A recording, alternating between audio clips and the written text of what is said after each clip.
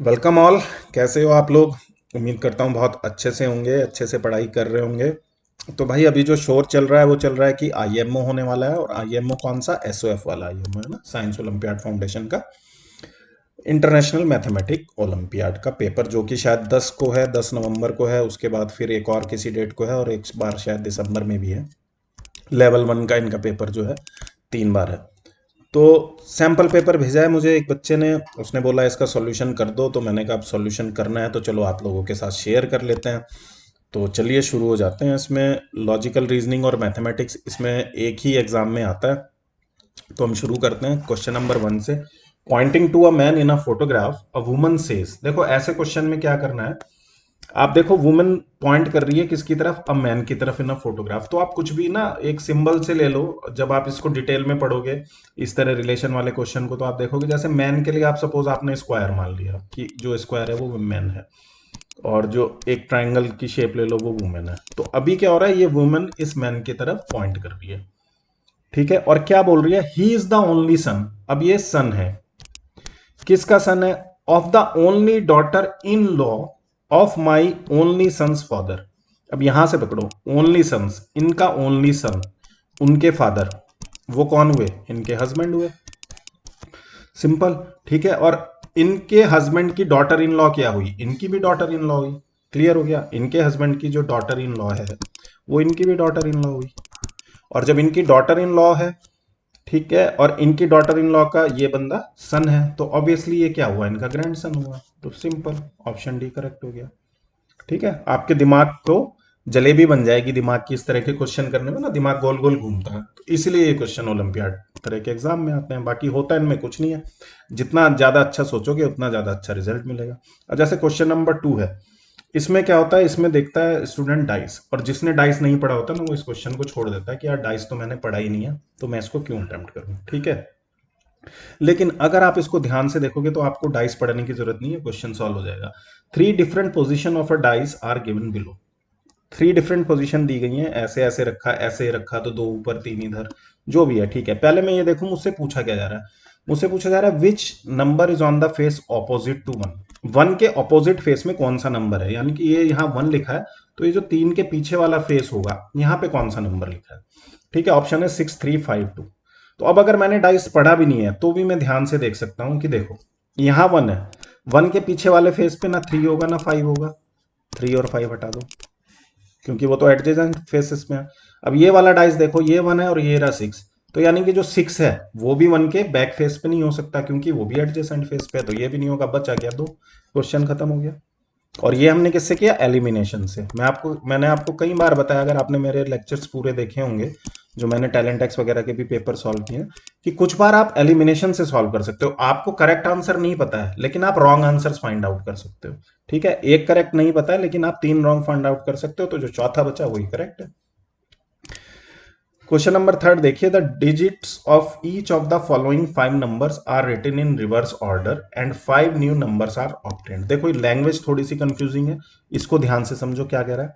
कह रहा है कि ये जो नीचे 5 नंबर लिखे ना, ये इन सब की डिजिट्स को रिवर्स कर दिया। डिजिट को रिवर्स करने का मतलब क्या है कि ये जो 513 है इसको 315 लिख दिया, 726 है इसको 627 लिख दिया, 492 को 294 लिख दिया, 865 को 568 लिख दिया, और 149 को 941 लिख दिया। तो बोल रहा है कि 5 नए नंबर बने, ऑब्वियसली 5 नए नंबर बने।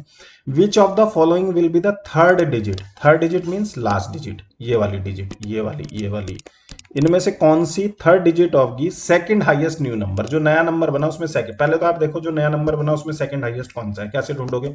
100 डिजिट देख लो, सबकी सबकी 100th डिजिट ये वाली अलग अलग है।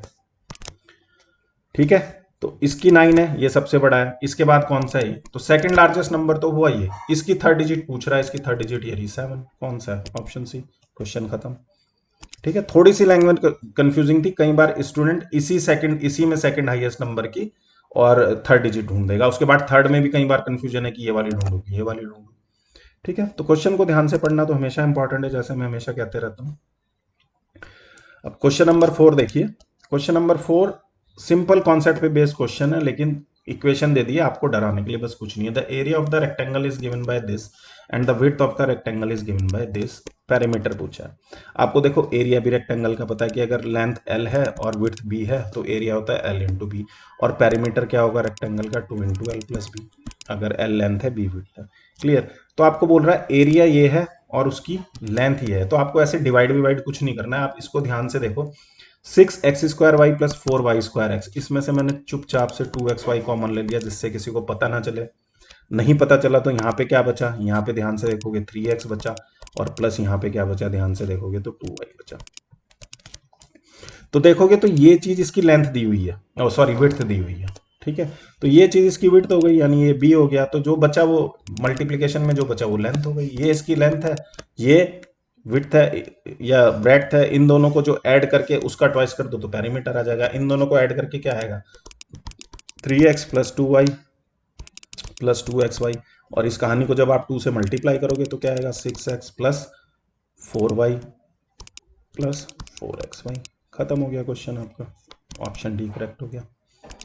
ठीक है, 4 हमने कर लिए। अब आगे 5वें पे, in a class of 100 students 30% of the student offered English, 20% offered Hindi. अब मैं ये समझ रहा हूं कि आप ये चीज जानते हैं कि जब भी परसेंटेज की बात हो रही है, जैसे 30% बोला जा रहा है और यहाँ 100 ही स्टूडेंट हैं, तो आप ये बात समझ गए कि जो 100 में से 30 स्टूडेंट्स हैं उनको इंग्लिश ऑफर की गई, और सिमिलरली जो 100 में से 20 स्टूडेंट्स हैं उनको हिंदी ऑफर की गई। यही बात है। अब पूछा जा रहा है, if a student it selected at random what is the probability that he has offered English. At random किसी स्टूडेंट को सेलेक्ट कर लिया गया। एट रैंडम आप प्रोबेबिलिटी आपको पता है, अगर नहीं पता है तो मैं बता देता हूं। किसी भी इवेंट की प्रोबेबिलिटी क्या होती है, टोटल पॉसिबिलिटी, टोटल पॉसिबिलिटी, ठीक है, और फेवर, फेवर वाली पॉसिबिलिटी। ठीक है, क्या कहना चाह रहा हूं वो समझ लो। सिंपल सा याद रख लो कि इवेंट जो फेवरेबल है और टोटल इवेंट। फेवरेबल इवेंट मतलब अगर मुझे इंग्लिश का बच्चा चाहिए तो इंग्लिश कितनों को ऑफर की गई है, इन 30 को, तो इंग्लिश का बच्चा इन्हीं 30 में से आएगा। तो ये तो हो गई मेरी फेवरेबल इवेंट। और टोटल इवेंट क्या हो गई, टोटल पॉसिबल बच्चे कितने हैं, टोटल पॉसिबल बच्चे तो 100 है, तो ये हो गया 100। तो प्रोबेबिलिटी क्या हो गई, 30/100 यानी 3/10। कहीं दिख रहा है ऑप्शन, बिल्कुल दिखेगा, ऐसा हो ही नहीं सकता। ये रहा 3/10, खत्म हो गया। सिक्स्थ को जो क्वेश्चन है वो सिंपल सा क्वेश्चन है, सर्ट्स एंड इंडिसेस का। 3 की power x plus y is equals to 81 दिया हुआ है, तो यानी कि 3 की पावर x प्लस वाई जो है वो 3 की पावर 4 है। 3 की पावर 4 करके 81 आता है, यानी x plus y is equals to 4 है।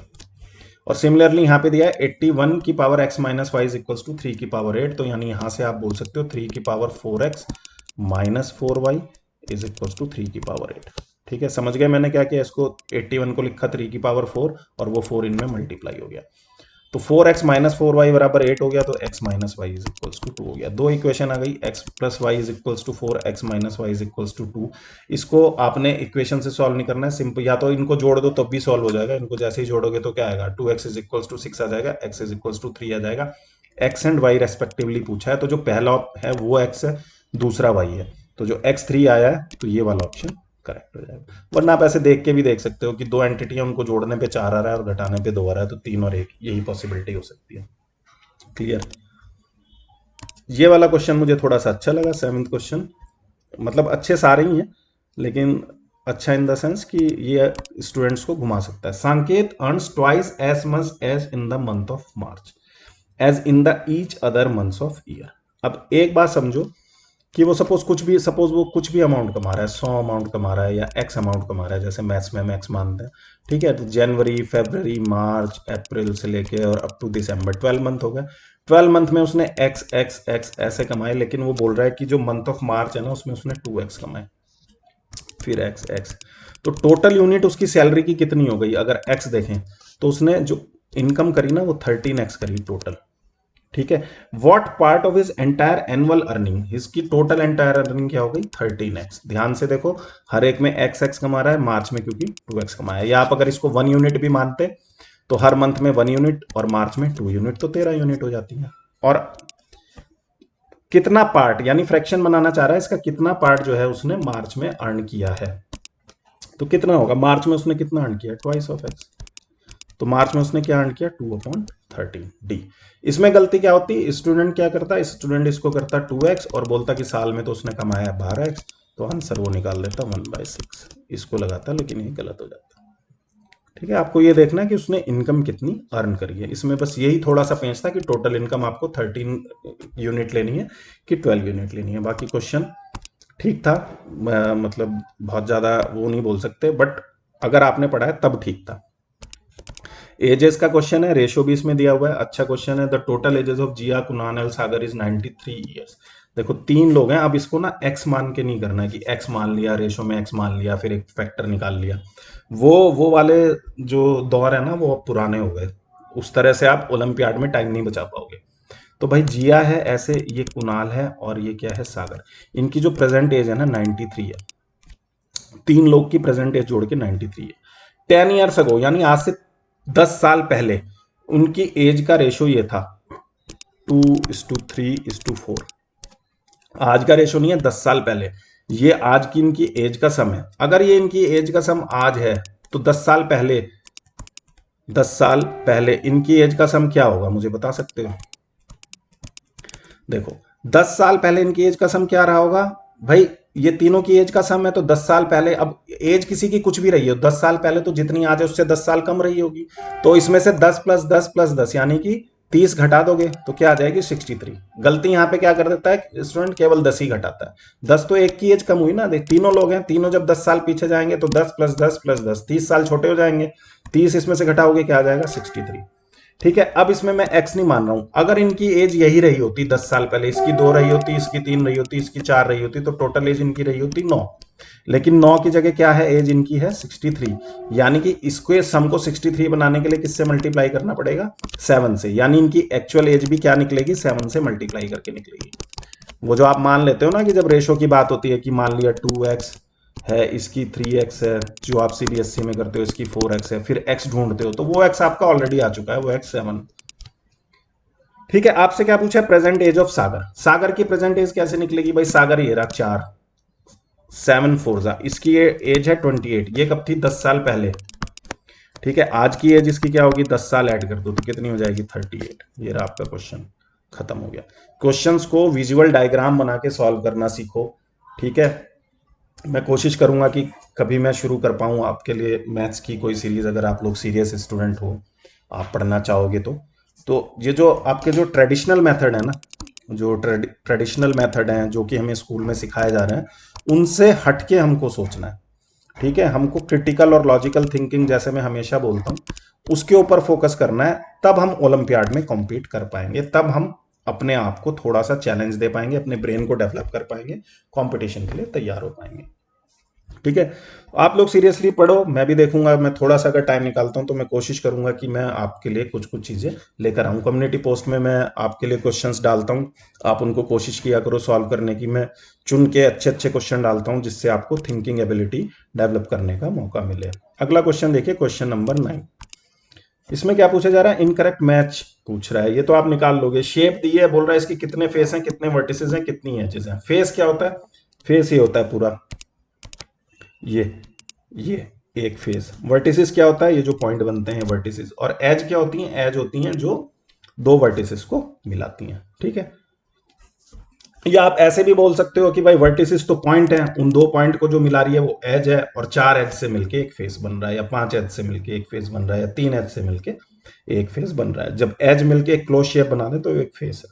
तो आप इसको अगर ध्यान से देखोगे तो किस में गड़बड़ आएगी, आपको एक ही में गड़बड़ मिलेगी, और वो ऑप्शन जो मुझे लग रहा है वो सी है। इसमें देखें, इसमें फेस कितने हैं, 1 2 3 4 1 2 3 4 5 6 7 7 फेस हैं। वर्टिसेस कितने हैं, 1 2 3 4 5 6 7 7 वर्टिसेस हैं, लेकिन इसमें एजेस 14 नहीं होंगी। 1 2 3 4 5 6 और 7 8 9 10 11 12, तो इसमें नहीं है, यही इनकरेक्ट मैच है। गिनना ही पड़ेगा, और तो कोई ऑप्शन है नहीं, या कुछ अगर इसकी टेक्निक होती हो तो मुझे पता नहीं है। आजकल बहुत सारे लोग बहुत सारी हर चीज़ के फॉर्मूला रटा देते हैं, मैं उसमें थोड़ा कम इंटरेस्टेड रहता हूँ। मुझे लगता है जितना आप दिमाग से सोच के करो उतना बेटर है। अब ये एंगल और लाइन वाला क्वेश्चन, ये टैलेंट टैक्स में भी बहुत आता था, इसमें भी आया हुआ है, आपको पता ही है कि ये वाले क्वेश्चन आने ही आने हैं। और देखो ये इसके अचीवर सेक्शन में आया हुआ है, मतलब ये बोल रहा है कि इसको limited number of student he solve कर पाएंगे, और जहां तक मुझे लगता है इसकी वेटेज भी ज्यादा होगी।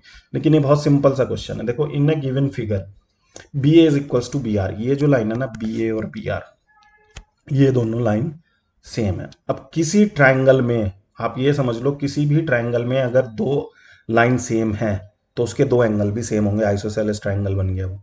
अब ये एंगल 29 है, तो ये एंगल पॉइंट में तो आने नहीं वाले, क्योंकि आंसर आपको पॉइंट में तो दिया नहीं है। तो सिंपल सी बात है कि दो एंगल सेम करने के लिए ये एंगल 29 है, तो इसको आपको 29 करना पड़ेगा। अब बच गया ये एंगल बता दो कितना होगा। भाई ये 29 है, ये 29 है, 29 कितना होता है? अगर दोनों 30 होते तो आता 60, दोनों में एक एक कम है तो आ गया 58। और ट्राइंगल के तीनों एंगल का सम कितना होता है? 180। ठीक है, अब चूंकि 180 सम है, तो क्या आपको 180 सम होता है, इसमें से माइनस करके ये वाला एंगल निकल जाएगा। लेकिन ये वाला एंगल निकालने की जरूरत है क्या, अगर मुझे एक्स फाइंड आउट करना है? एक्स क्या है? ये आउटर एंगल है, तो इन दोनों एंगल के सम के बराबर होगा, तो एक्स तो आ गया आपका 58। यानी कि आपका या तो ये ऑप्शन हो सकता है या ये ऑप्शन हो सकता है, ये दोनों तो नहीं होंगे क्योंकि एक्स तो 58 है।